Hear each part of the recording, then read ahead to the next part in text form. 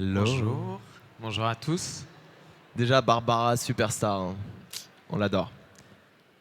J'ai une petite question. Qui est déjà allé à un défilé ici? À un défilé de mode? Ok. Ma mère vous déteste. Tous ceux qui sont allés à un défilé, ma mère vous déteste.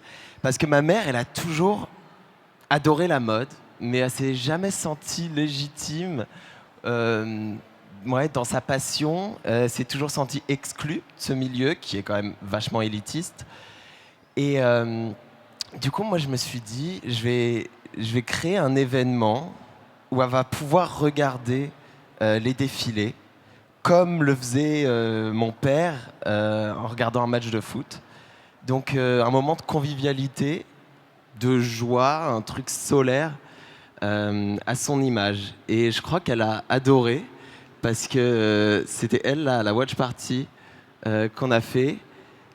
Et je crois que ouais, je l'ai fait pour elle. Et en faisant cette watch party, on a voulu créer un endroit un peu merveilleux où tous les gens qui n'ont pas accès ont pu se retrouver. C'était un peu rendre accessible l'inaccessible, donner aux gens un endroit, un lieu où se retrouver, où se rencontrer, où vibrer ensemble autour de ces mêmes passions. On s'est rencontrés seulement cet été, au mois de juillet, à 8 heures du matin, sous une pluie battante. C'était juste après sa première watch party, dans un bar, Faubourg Saint-Denis, et on s'est retrouvés dans ce bar-là. J'ai tout de suite aimé son intuition, je parle de Lias, sa créativité, et puis son envie de casser les codes, de faire les choses différemment, mais intelligemment. Et puis lui, il avait une idée simple qui était cette idée de watch party. Et nous, on avait cette capacité de l'amplifier. Et donc c'est pour ça que fin septembre, on a créé cette watch party amplifiée pour cette première Fashion Week, enfin pour cette Fashion Week de fin septembre à la caserne. Ouais, c'est parce que le concept, il est simple de Watch Party. C'est juste littéralement diffuser, comme un match de foot, des défilés à tous les passionnés qui n'avaient aucun endroit pour se retrouver, tu vois. Et ça a créé des communautés folles. Et en fait, moi, je suis arrivé dans la mode un peu comme un cheveu sur la soupe. Je suis arrivé par le biais des réseaux sociaux. J'ai parlé de mode de façon honnête. Ça a énervé quelques marques. Ouais. Mais écoute, ça m'a fait prendre une petite place dans cette industrie. Et, euh, et quand Dior ne m'a pas invité à leur défilé, moi j'étais hyper vénère. Je me suis dit, pardon, comment ça, il m'invite pas? Enfin, c'est scandaleux. Et je voulais vraiment voir ce défilé. C'était le premier de Jonathan Anderson chez Dior, donc c'était un moment qui allait être historique, tu vois. Du coup, je me suis dit, bon, bah, on va aller dans un bar demain. Je vais ramener ma télé de chez moi dans ce bar et je vais inviter tous les gens qui me suivent et mes potes à venir regarder le défilé avec moi. Donc, au lieu d'être chez moi à le regarder tout seul comme un con sur mon petit ordi, je me suis dit, bah écoute, on va le faire dans un bar de façon conviviale, comme un match de foot. Et en fait, ça a pris de ouf. Il y avait 350 personnes qui sont venues, alors que je m'attendais à beaucoup moins. Et je me suis dit que pour la saison d'après, du coup, je voulais faire un truc beaucoup plus grand, beaucoup plus ambitieux.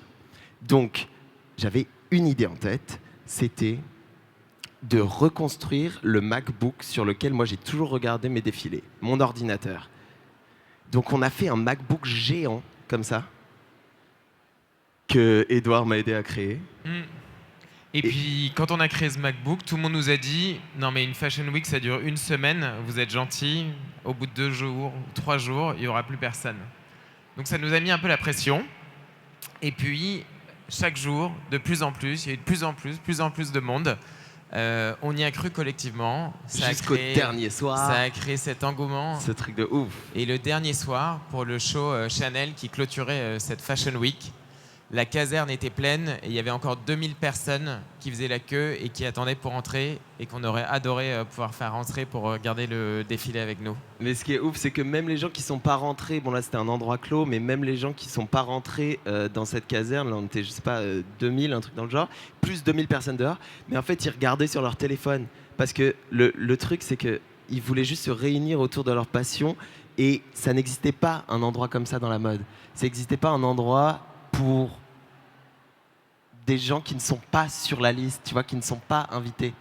Donc c'était hyper beau. Moi j'ai cette petite anecdote, c'était ouf.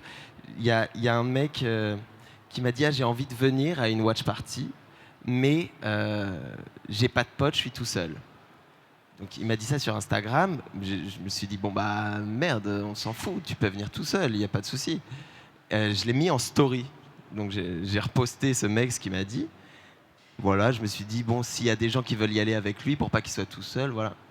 Et j'arrive à la watch party du coup le soir et il vient me voir, il me dit bon bah merci, grâce à toi du coup on a fait un groupe Insta où on est genre 150 dedans, où on devait tous venir seuls et du coup ils sont tous devenus potes et il me dit regarde on est tous là et là je vois 150 personnes, 150 de ses potes, ses nouveaux potes réunis autour de cette passion. Enfin je pense que c'est quand même le goal, Ouais. pourquoi on fait ça, tu vois. Franchement, c'était fou de voir autant de passion et autant d'émotions. On a diffusé une quinzaine de défilés. On a eu 34 millions d'impressions sur les réseaux, ce qui est pas mal pour une première. Mais surtout, au-delà des chiffres, c'était vraiment de voir ces gens ensemble communier pour une passion. Et voilà, donc on a adoré ça. Les gens, ils sont venus par curiosité, ils sont venus par excitation. Il y a des gens qui n'étaient pas de l'industrie et qui n'avaient pas accès à ces défilés, mais il y avait aussi des gens de l'industrie qui ont venu parce qu'ils avaient envie de voir quelque chose de nouveau. Donc, Mais oui, parce que c'est ouf, ça a commencé un peu en truc contestataire de ma part, en mode fuck the industry. Mais en fait, au final, c'est devenu quelque chose de beaucoup plus joyeux et beaucoup plus, je sais pas, positif, quoi. Et grâce aussi à Edouard et le groupe The Independents, qui est un groupe qui produit des défilés.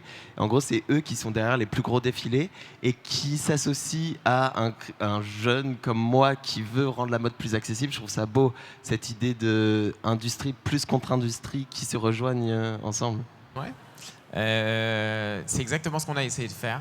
Et moi, en plus, à la base, je viens d'un monde qui n'a strictement rien à voir. J'étais plutôt dans les chiffres, puisque j'ai commencé en finance, en banque d'affaires, il y a 20 ans à New York, comme quoi on peut évoluer. J'ai bifurqué de plus en plus vers des industries de plus en plus créatives, puisque j'ai travaillé longtemps dans les médias. Je travaillais chez TF1, chez YouTube, chez Media One, un diffuseur, une plateforme vidéo, un groupe de production. Donc, si vous avez des questions sur l'écosystème média, n'hésitez pas.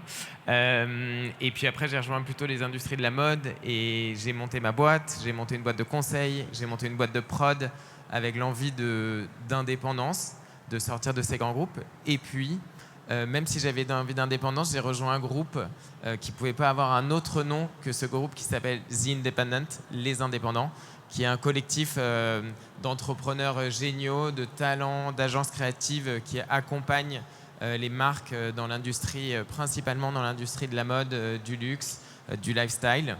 Et donc on essaye de donner vie, de rendre plus riches des expériences, de rendre des expériences sur mesure, avec une conviction, c'est que des idées fortes, elles méritent toujours d'être amplifiées. Et quand j'ai rencontré Lias, j'ai eu ce coup de cœur énorme en me disant effectivement on produit ces défilés mais ça n'empêche pas par ailleurs de faire un peu le off et de venir l'accompagner pour créer ça parce que les deux sont pas du tout antinomiques et c'était génial de pouvoir construire ça ensemble. Non, ouais, c'est ouf d'avoir le soutien d'une industrie qui, ouais, de base est hyper, est basée même sur l'élitisme et a fait un peu son dos sur cet élitisme et qui là comprend qu'au final, si on veut parler à cette nouvelle génération, il faut aussi les respecter. Parce que moi, je voulais vraiment pas faire de cette watch party un truc de second rang. Je voulais pas en mode bon bah si vous êtes pas invité au défilé, venez à ce truc. Je voulais qu'en soi, ce soit un truc conceptuel qui est hyper impactant, fort, où les gens ils vont se sentir respectés. Et je pense que c'était assez fou de voir autant de gens sourire, réagir à un événement mode. En général, les gens, ils ont, tu vois, Anna Wintour, resting bitch face. Ils sourient pas. Et là, il y avait tellement de gens heureux, bon, pas tous heureux, mais un peu. Mais au moins qui se sentaient libres de réagir comme ils le feraient dans leur chambre.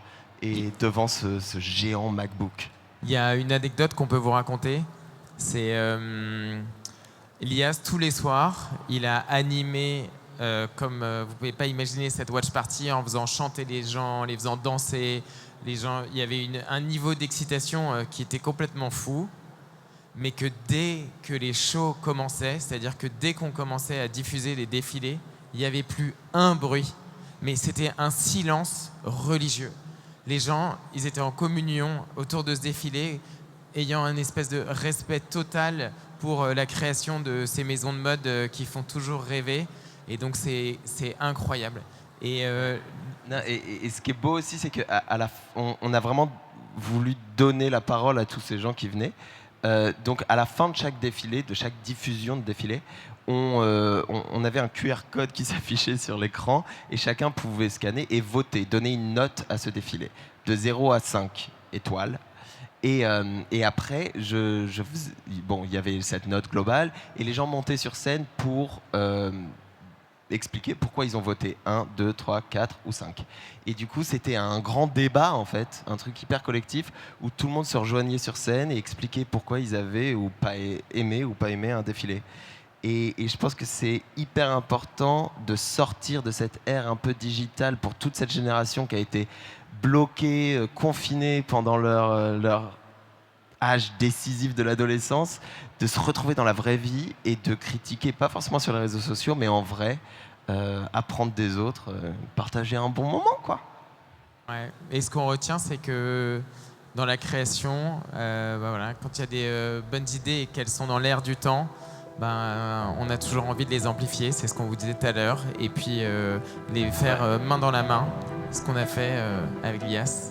Merci. Et oui, du coup, si vous n'étiez pas sur la liste auparavant des défilés, maintenant vous l'êtes, venez à la watch party, de toute façon, il n'y a pas de liste. You are on the list. You're on the list, baby.